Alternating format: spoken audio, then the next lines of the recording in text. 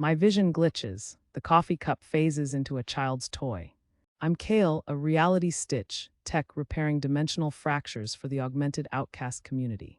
To heal my own memory crystallization damage, I must siphon coherence from a client's mind, erasing their identity to save my own. My synthetic partner, Echo, reveals she engineered these fractures.